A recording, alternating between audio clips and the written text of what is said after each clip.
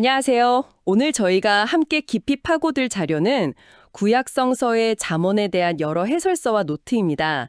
사실 잠언하면 뭐랄까 그 솔로몬의 잠언이라는 제목 때문에 그냥 네네. 솔로몬이라는 천재 한 명이 다 쓴 그런 지혜로운 명언 모음집이라고 생각하기가 쉽잖아요. 그렇죠. 대부분 그렇게 알고 계시죠? 그런데 보내주신 자료들을 쭉 훑어보니까 이건 마치 한 명의 천재 아티스트가 만든 앨범이라기보다는 여러 시대의 히트곡들을 모아놓은 컴필레이션 앨범 같더라고요. 솔로몬은 총괄 프로듀서 역할에 가깝고요. 아주 정확한 비유입니다. 잠언은 한순간에 뚝딱 완성된 책이 아니거든요. 수백 년에 걸쳐서 이스라엘의 지혜가 이렇게 축적되고 편집된 결과물이죠. 아, 수백 년이요? 네. 그래서 책 곳곳에 서로 다른 시대의 목소리, 심지어는 다른 나라의 지혜까지 녹아들어 있습니다. 그냥 착하게 살아라 같은 교훈의 나열이 아니라 훨씬 더 입체적이고 복잡한 구조를 가진 문헌이에요. 바로 그 지점 때문에 오늘 이야기가 정말 흥미로울 것 같습니다. 이 컴필레이션 앨범의 진짜 프로듀서들은 누구인지, 또 앨범 전체를 관통하는 핵심 주제인 지혜가 우리가 생각하는 그 지혜가 맞는지, 그리고 가장 중요하게는 이 오래된 노래들을 21세기를 사는 우리가 어떻게 들어야 하는지 그 사용 설명서를 한번 제대로 파헤쳐 보겠습니다. 그럼 먼저 그 총괄 프로듀서 이야기부터 시작해 보죠. 잠언 1장 1절에 다윗의 아들 이스라엘 왕 솔로몬의 잠언이라고 딱 박혀 있으니까요. 네. 다들 솔로몬이 썼다고 생각하는 게 당연한데 자료를 보니까 이게 시작에 불과하더라고요. 맞습니다. 그 구절은 이 책의 정체성을 규정하는 뭐랄까 중요한 표제 같은 역할을 하는 거죠. 솔로몬이 이스라엘 지혜 문학의 황금기를 연 인물이고 또 잠언의 핵심적인 부분, 그러니까 1장부터 29장을 형성한 건 사실이니까요. 아, 핵심적인 부분은 맞군요. 네. 하지만 책을 조금만 더 넘겨보면 다른 이름들이 등장하기 시작합니다. 22장에는 지혜로운 자들의 말씀이라는 소제목이 붙고요. 30장에는 아굴의 잠언, 31장에는 심지어 르무엘 왕의 어머니가 아들에게 전한 잠언이 실려 있죠. 아군, 르무엘, 사실 성경의 다른 곳에서는 찾아보기 힘든 이름들이잖아요. 그렇죠. 이 사람들은 도대체 누구죠? 이스라엘 사람이 맞긴 한가요? 그게 바로 흥미로운 지점입니다.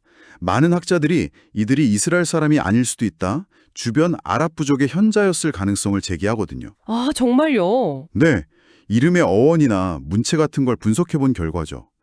더 놀라운 건 25장에 나오는 구절이에요. 이것도 솔로몬의 잠언이요 히스기야의 신하들이 편집한 것이니라 라는 구절이 나옵니다. 잠깐만요. 히스기야 왕 시대면 솔로몬이 죽고 한 200년도 더 지난 때 아닌가요? 맞습니다. 그 시대에 그의 신하들이 솔로몬의 잠언을 다시 수집하고 정리했다는 기록이니까요. 와, 그럼 이건 마치 비틀즈의 미발표 곡을 후대 프로듀서들이 발굴해서 앨범으로 낸 것과 비슷한 느낌이네요. 네, 네. 잠언이라는 책이 계속해서 업데이트되고 확장되었다는 거잖아요. 바로 그겁니다. 잠언은 닫힌 책이 아니라 열린 책이었던 거죠. 그리고 그 개방성은 이스라엘 국경을 넘어섭니다. 보내주신 자료에서 가장 중요하게 다루는 부분이 바로 이집트의 지혜문헌 아멘에모페의 교훈이거든요. 아, 아멘의 모페요. 네, 기원전 1250년경에 쓰인 이 문헌하고 잠언 22장에서 23장 내용이 놀라울 정도로 비슷해요. 가난한 자를 약탈하지 말라는 교훈부터 시작해서 30개의 교훈으로 구성된 형식까지 유사점이 발견됩니다. 와, 그 정도면 거의 뭐 표절 시비가 붙을 수도 있겠는데요. 이스라엘의 지혜가 순수한 창작물이 아니라 이집트에서 수입해온 거다 이런 얘기가 될 수도 있지 않나요? 그렇게 볼 수도 있지만 자료에서는 영향과 변용이라는 관점으로 설명합니다. 당시 고대 근동 지역에서 지혜라는 건 국경을 넘나드는 국제적인 문화 자산이었어요. 아, 국제적인 자산. 네, 이스라엘의 지혜자들은 주변국의 뛰어난 지혜 문헌을 접하고 그걸 배우고 또 자신들의 신앙적 관점에서 재해석해서 받아들인 거죠. 중요한 건 그 차이점입니다. 어떤 차이점 말씀이시죠? 대부분의 고대 근동 지혜 문학이 성공적인 삶을 위한 처세술, 그러니까 이렇게 하면 출세하고 부자가 된다에 초점을 맞추거든요. 근데 잠언은? 그 모든 지혜의 시작과 끝을 단 하나의 전제에 고정시킵니다. 그게 뭔가요? 바로 여호와를 경외하는 것이죠. 여호와를 경외하는 것이 지식의 근본이건을 이라는 1장 7절 말씀이 이 거대한 컴필레이션 앨범 전체의 타이틀곡이자 주제선언인 셈입니다. 아, 세상의 모든 좋은 지혜를 받아들이되 그 뿌리는 오직 하나님과의 관계에 둬야 한다는 선언이죠. 그렇군요. 결국 세상의 지혜를 무시하지 않으면서도 그걸 자신들의 신앙 안으로 가져와서 네, 가져와서 완전히 새로운 의미를 부여한 거죠. 이 여호와를 경외하는 것이라는 필터를 통과하면서 단순한 처세술이 신앙적인 삶의 기술로 승화되었다 이렇게 이해하면 되겠네요. 완벽한 정리입니다. 그게 바로 잠언의 독창성이자 핵심 메시지입니다. 그 여호와를 경외하는 것이 모든 지혜의 근원이라는 독창성이 결국 잠언의 핵심 주제인 지혜 그 자체의 정의와도 연결되겠네요. 물론이죠. 자료에서는 이 지혜라는 단어가 우리가 흔히 생각하는 똑똑함이나 지식과는 결이 좀 다르다고 설명하죠. 네, 아주 중요한 포인트입니다. 잠언에서 지혜를 뜻하는 히브리어 호크마는요. 본래 추상적인 지식이 아니라 구체적인 기술이나 능력을 의미하는 단어였어요. 기술이요? 네. 예를 들어서 성막을 정교하게 만드는 장인의 기술, 도시를 다스리는 행정가의 통치 능력, 이런 것들을 호크마라고 불렀습니다. 아, 그러니까 머릿속에 든 게 많은 사람이 아니라 손재주가 좋거나 일을 잘 처리하는 사람에게 지혜롭다고 했던 거군요. 맞아요. 완전히 다른 느낌인데요. 그렇죠. 이 개념이 잠언으로 오면서 삶이라는 가장 복잡한 기술을 능숙하게 다루는 능력으로 의미가 확장된 겁니다. 자료에서는 이걸 경건한 삶을 위한 능숙한 기술이라고 표현하는데 정말 적절한 번역이라고 생각해요. 경건한 삶을 위한 능숙한 기술이라. 네, 하나님이 창조하신 이 세상의 작동 원리를 이해하고 그 질서에 맞게 자신의 삶을 조율해 나가는 실천적인 능력, 그게 바로 잠언이 말하는 지혜입니다. 삶을 하나의 기술로 본다는 관점이 정말 신선하네요. 그런데 이 자료에서 더 인상 깊었던 건 잠언이 이 지혜라는 기술을 그냥 설명하는 데 그치지 않고 네, 마치 살아있는 인물처럼 묘사한다는 점이었어요. 그것도 여성으로요. 네. 잠언 1장부터 9장까지를 지배하는 아주 독특한 문학적 장치입니다. 지혜라는 여인이 갑자기 무대 위로 등장해서 사람들을 향해 외치기 시작하죠. 어디서 외치나요? 적이고 당당하게 어리석은 자들아 내게로 오라고 부릅니다. 여기서 재밌는 건 어리석음이나 음녀로 표현되는 다른 유혹들은 은밀한 곳에서 속삭이잖아요. 맞아요. 근데 지혜는 가장 공적인 장소에서 큰 소리로 외친다는 그 대비네요. 마치 진리는 숨어있지 않다. 너희가 눈 돌리지 않을 뿐이다. 라고 말하는 것 같아요. 정확합니다. 지혜는 무슨 비밀스러운 지식이 아니라 세상에 이미 드러나 있는 원리라는 걸 보여주는 거죠. 그리고 이 의인화는 8장에서 절정에 달합니다. 지혜가 스스로를 소개하는데 그 스케일이 어마어마하죠. 어떻게 소개하는데요? 여호와께서 그 조화의 시작, 곧 태초에 일하시기 전에 나를 가지셨으며 라고 말합니다. 하나님이 천지를 창조하실 때 자기가 그 옆에서 창조의 파트너이자 건축가처럼 함께 있었다. 이렇게 선언하는 겁니다. 잠깐만요. 그럼 지혜가 창조 때부터 함께 있었다는 건 이 세상의 물리법칙이나 자연의 순리 그 자체에 이미 지혜의 원리가 내재되어 있다는 뜻으로도 들리네요. 네, 그렇게 해석할 수 있습니다. 우리가 세상을 잘 관찰하기만 해도 어떤 원리를 발견할 수 있다? 이런 의미로요. 바로 그 지점 때문에 초기 기독교 공동체가 이 지혜의 모습에서 예수 그리스도의 그림자를 발견했던 겁니다. 아, 만물보다 먼저 계셨고 아버지와 함께 창조 사역에 참여하셨다는 요한복음의 예수님 묘사와 너무나도 닮아있기 때문이죠. 그렇군요. 이처럼 잠언의 지혜는 단순히 이렇게 살면 좋다는 도덕률을 넘어서 우주 창조의 근원과 맞닿아 있는 신적인 존재로까지 격상되는 겁니다. 잠언이 우리에게 지혜로운 사람이 되라고 계속해서 초대하는데 그 초대의 스케일이 그냥 윤리적인 차원이 아니라 거의 우주적인 차원이네요. 자, 그럼 이제 잠언이라는 무대에 등장하는 여러 인물 유형들을 좀 살펴보죠. 자료에서 이걸 4가지로 딱 정리해 주던데 이걸 보면서 나는 어디에 가까울까 생각해보는 것도 재밌을 것 같습니다. 네, 잠언은 독자가 이 유형들의 자신을 비춰보면서 스스로를 진단하고 지혜로운 사람으로 성장하도록 이끄는 교육적인 목적이 아주 강합니다. 그 출발점이 어수룩한 자, 히브리어로는 패티예요. 패티요? 어감이 좀 부정적인데요. 그냥 나쁜 사람 아닌가요? 그게 핵심입니다. 나쁘다기보다는 비어있다 혹은 단순하다에 가까워요. 비어있다. 네, 자료에 따르면 이들은 문이 활짝 열려있는 집과 같아요. 그래서 좋은 것이든 나쁜 것이든 무분별하게 다 받아들이는 상태죠. 아직 가치관이 확립되지 않아서 쉽게 유혹에 빠지지만 반대로 말하면 좋은 가르침을 스펀지처럼 빨아들일 가능성도 가장 큰 희망이 있는 단계입니다. 교육이 가장 시급한 대상이죠. 아하, 텅 비어 있어서 위험하지만 그만큼 채울 수 있는 가능성도 큰 상태군요. 그럼 이 어수룩한 자가 잘못된 길로 들어서면 어떻게 되는 건가요? 그러면 이제 어리석은 자, 즉 캐실이 됩니다. 캐시엘. 이들은 이제 문이 닫힌 집과 같아요. 도덕적으로 무감각하고 교훈을 완강히 거부하죠. 고집센 황소처럼 자기 생각에 갇혀서 새로운 가르침이 들어갈 틈이 없는 상태입니다.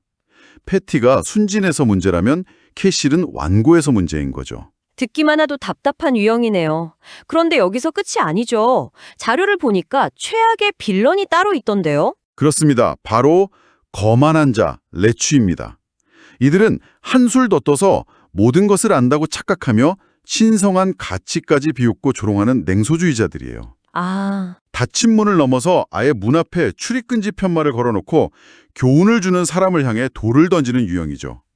잠언은 이 거만한 자에 대해서는 거의 교화의 가능성이 없다고 봅니다. 가능성이 없다고요? 네, 이들을 가르치려 하지 말고 피하라고까지 말하죠. 살다 보면 저런 거만한 자 유형을 만날 때가 제일 힘든 것 같아요. 어떤 조언도 통하지 않고 오히려 조언하는 사람을 깎아내리니까요. 잠언에서는 거의 포기하라고 말하는 것처럼 들리네요. 네, 안타깝지만요. 그럼 이 세 유형과 반대되는 우리가 지향해야 할 인물은 당연히 지혜로운 자겠군요. 맞습니다. 학함, 즉 지혜로운 자는 계속해서 배우고 성장하는 사람입니다. 열린 마음으로 교훈을 듣고 그것을 자기 삶에 적용해서 분별력을 키워나가는 사람이죠.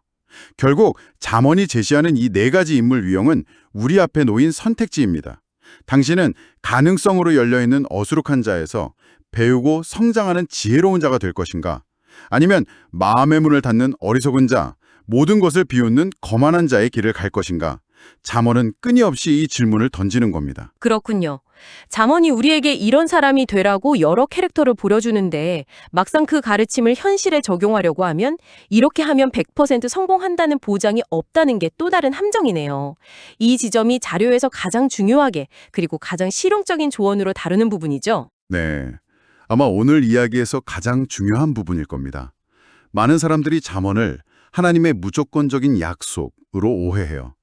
예를 들어 마땅히 행할 길을 아이에게 가르치라. 그리하면 늙어도 그것을 떠나지 아니하리라. 는 이 말씀을 절대적인 공식처럼 생각하는 거죠. 맞아요. 그래서 신앙 좋은 부모님 밑에서 자란 자녀가 혹시라도 엇나가면 부모님들이 우리가 뭘 잘못 가르쳤나 하면서 엄청난 죄책감에 시달리거나 네, 그렇죠. 심지어 하나님 약속에 틀렸잖아요 라며 원망하기도 하죠. 바로 그 문제를 이 자료들이 정확하게 지적합니다. 만약 잠언이 그런 종류의 책이라면 욥의 친구들처럼 되는 거예요. 네가 고난받는 걸 보니 분명히 죄를 지었기 때문이야 라는 식의 잔인한 공식에 사람들을 끼워 맞추게 되죠. 아, 하지만 잠언은 그런 수학 공식이나 과학 법칙을 담은 책이 아닙니다. 공식이 아니라면 그럼 뭔가요? 보편적인 원리와 일반적인 관찰을 담고 있습니다. 하나님이 설계하신 세상에서는 대체로, 일반적으로 이렇게 행동하면 이런 결과가 나온다는 걸 보여주는 거예요. 대체로, 일반적으로? 네, 정직하게 살면 신뢰를 얻고 게으르면 가난해질 가능성이 높다는 건 삶의 보편적인 원리잖아요. 하지만 모든 예외를 허용하지 않는 절대 법칙은 아니라는 겁니다. 아, 악인이 형통하기도 하고 의인이 고난받는 경우도 분명히 존재하니까요. 그러니까 잠언은 인생 내비게이션이긴 한데 500m 앞에서 우회전하면 반드시 목적지가 나옵니다 라고 말하는 게 아니군요. 네네. 이 길은 대체로 목적지로 가는 가장 빠른 길이지만 중간에 공사 중이거나 예상치 못한 사고가 있을 수도 있습니다. 라고 말하는 것에 가깝군요. 아주 좋은 비유입니다. 그 예상치 못한 상황에 대처하는 능력까지 포함하는 게 바로 지혜죠. 이 점을 가장 명확하게 보여주는 예시가 바로 자료에서 강조하는 잠언 26장 4절과 5절입니다. 저도 이 부분을 읽고 무릎을 탁 쳤습니다. 바로 연달아 나오는 구절인데 내용이 완전히 정반대잖아요. 그렇죠. 4절은 미련한 자의 어리석은 것을 따라 대답하지 말라고 하고 바로 다음 5절은 미련한 자에게는 그의 어리석음을 따라 대답하라고 말하죠. 이건 뭐 어쩌라는 건가요? 바로 이 모순처럼 보이는 두 구절이야말로 잠언 전체를 읽는 마스터키입니다. 잠언은 우리에게 어리석은 자를 만나면 무조건 이렇게 해라 하는 식의 단순한 매뉴얼을 주지 않는다는 걸 극명하게 보여주죠. 그럼 뭘 가르쳐 주는 거죠? 대신 진정한 지혜, 즉 호크마가 무엇인지를 가르쳐 줍니다. 그렇다면 여기서 말하는 지혜는 어떤 건가요? 어떤 상황에서는 어리석은 자의 논쟁에 휘말려서 똑같은 사람이 되지 않기 위해 침묵하는 것이 옳다는 걸 아는 능력. 그리고 또 다른 상황에서는 그가 스스로를 지혜롭다고 착각하는 교만에 빠지지 않도록 그의 어리석은 논리로 맞받아쳐서 스스로의 문제를 깨닫게 하는 것이 옳다는 걸 아는 능력. 바로 그 분별력이 지혜라는 겁니다. 아, 똑같은 사람을 만나도 때와 상황에 따라 침묵할지 응수할지를 결정하는 능력 말이죠. 그러니까 잠언은 우리에게 정답을 그냥 알려주는 게 아니라 각 상황에 맞는 정답을 스스로 찾을 수 있는 분별력이라는 근육을 키우도록 돕는 훈련 교본 같은 거네요. 바로 그것입니다. 그래서 잠언을 읽을 때 우리의 질문은 이 구절을 내 삶에 어떻게 복사해서 붙여넣을까가 아니에요. 이 원리가 지금 나의 이 복잡한 상황에서는 어떤 모습으로 적용되어야 할까? 이게 되어야 합니다. 잠언은 우리를 생각하게 만들고 고민하게 만들고 궁극적으로는 삶의 여러 갈림길에서 지혜로운 선택을 내릴 수 있는 능숙한 삶의 기술자로 훈련시키는 셈입니다. 오늘 이야기를 정리해보죠. 잠언은 솔로몬 한 사람의 작품이 아닌 여러 시대와 저자들의 지혜가 담긴 컴필레이션 앨범이라는 것. 그리고 잠언이 말하는 핵심인 지혜는 머릿속 지식이 아니라 삶을 능숙하게 살아가는 기술이라는 것. 마지막으로 잠언의 구절들은 맹목적인 약속이나 공식이 아니라 각 상황의 맥락에 맞게 적용해야 할 원리라는 것까지 짚어봤습니다. 그리고 그 모든 원리를 제대로 적용하기 위해 필요한 것이 바로 분별력이며 그 분별력의 근원은 결국 여호와를 경외하는 하나님과의 관계에서 비롯된다는 점이 잠언의 일관된 메시지라고 할 수 있겠습니다. 네, 이 자료들을 통해 보니 잠언이 결국 우리에게 하나의 큰 질문을 던지고 있네요. 당신은 삶이라는 이 복잡하고 어려운 기술을 어떻게 연마하고 있는가 하는 질문이죠. 마지막으로 이런 생각거리를 하나 남겨드리고 싶습니다. 아까 지혜가 창조 때부터 하나님과 함께 있었고 어쩌면 이 세상의 질서 자체에 지혜가 내재되어 있을 수 있다는 이야기를 나눴잖아요. 네, 그랬죠. 그렇다면 혹시 우리가 너무나 당연하게 여기는 일상의 반복이나 자연의 순리 속에 우리가 미처 발견하지 못한 삶의 능숙한 기술이 숨어 있는 것은 아닐까요? 예를 들어 매일 해가 뜨고 지는 꾸준함에서 성실함이라는 지혜를, 계절의 변화 속에서 때를 기다리는 인내라는 지혜를 발견할 수 있는 것처럼요. 거창한 도덕적 결단뿐만 아니라 아침에 일어나 잠자리에 들기까지의 아주 작은 습관과 관계 속에서 지혜의 패턴을 찾아보는 것, 그것이 바로 21세기의 잠언을 살아내는 한 가지 방법이 아닐까 하는 생각이 듭니다.